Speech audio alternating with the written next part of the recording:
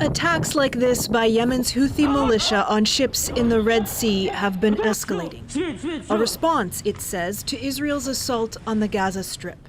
Energy giant BP is now the latest to pause sending ships through the Red Sea, causing both oil and European natural gas prices to rise. If creating a disruption in global trade flows was the Houthis' intended effect, then yes, we are going to see that level of disruption. 4 of the world's 5 largest container shipping companies are now pausing transit through the Red Sea. Many are diverting their ships around the southern part of Africa, causing delays. They're also charging a war risk surcharge. That then is passed on to the consumer in terms of increased pricing. This expert says those companies move everything from household goods to electronics to telecom equipment between Europe and Asia. But most goods coming into Canada, he says, are not shipped through the Suez Canal, so the fastest impact on Canadians may be the price at the pumps.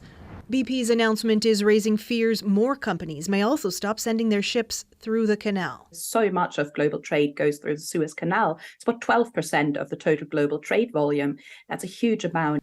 Over the weekend, U.S. and other military forces say they shot down more than a dozen drones in the area. These attacks are reckless, dangerous, and they violate international law.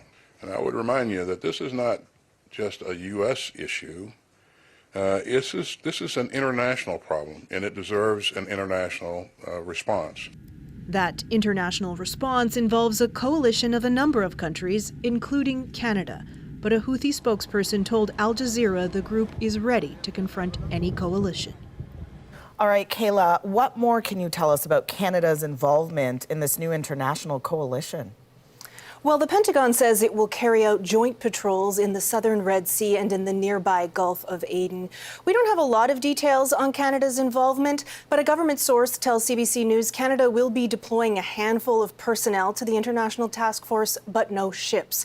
We do expect more details on what those personnel will be doing to follow, Asha. Something to keep an eye out for. Thank you, Kayla.